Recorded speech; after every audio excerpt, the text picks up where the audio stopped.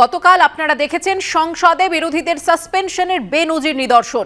লোকসভা ও রাজ্যসভা মিলিয়ে একদিনে ৭৮ বিরোধী সাংসদকে সাসপেন্ড করা হয়।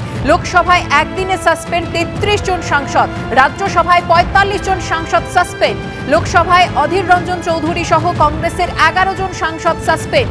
সৌগত রায়, কল্যাণ বন্দ্যোপাধ্যায়, কাকলি ঘোষ দস্তিদার সহ সাসপেন্ড তৃণমূলের ৯ সাংসদ। সাসপেন্ড করা হয়েছে ডিএমকের ৯ জন, আরএসপির ১ জন, জেডিইউর ১ জন ও আইইউএমএল এর ১ জন সাংসদকে। রাজ্যসভায় সাসপেন্ড কংগ্রেসের জয়রাম রমেশ, কেসি বেণুগোপাল, রণদীপ সুরজেওয়ালা, তাদেরকেও সাসপেন্ড করা হয়েছে। তৃণমূলের সুখেন্দু শেখর রায়, শান্তনু সেন, নাদিমুল হক সহ ৭ সাংসদকে সাসপেন্ড করা হয়েছে। স্মোক কাণ্ডে অমিত শাহর বিবৃতি দাবি করে এখনো পর্যন্ত সাসপেন্ড মোট ৯২ জন বিরোধী সাংসদ।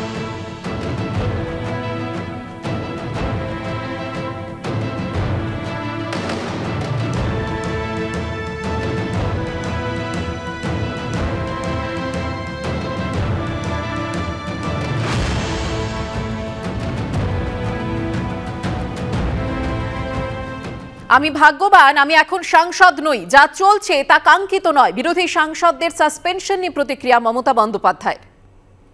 For any bad cause they can do, but it is not that collectively they have to suspend everybody. Then how to suspend it? What they think that House is supreme? Then if House is supreme, then why they are so afraid? If they have the majority of members, they are passing all the bill by voice vote. And if they suspend all the members, how they can raise their voice? The important bills they are passing, even the law bill also. It's very important criminal law bill. We all said that date that new government comes, election is left out only for 3 months, 4 months. Why they will take a decision right now? Even new government can review all this. There is a system in democracy. Totally the voice of the people is being totally stopped, choked.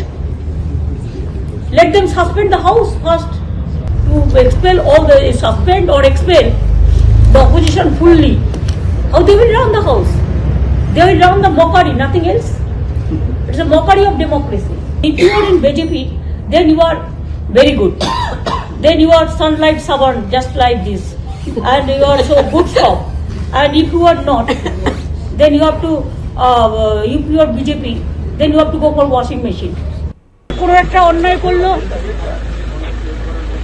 সবাইকে suspend করে দিয়েছে, তাহলে পাবলিকের কত বড় আর কেউ নেই, তোদের হাউসটাই সাসপেন্ড করে দেওয়া উচিত। জনতা will suspend their house.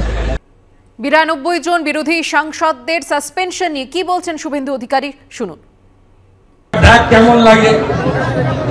Paschimbanga বিধানসভা থেকে গতবারে ভারতীয় জনতা পার্টি আমি সহ ৭ জনকে ৫.৫ মাস বাইরে রেখেছি। এবারও শীতকালীন অধিবেশনের বাইরে রেখেছে। এক যাত্রায় পৃথক ফল হয় না, এক যাত্রায় পৃথক ফল হয় না। আমরা কিছু না করে আমাদের বাইরে পাঠিয়েছি, আর এরা অসভ্যতা আমি করেছে তাই বাইরে গেছি।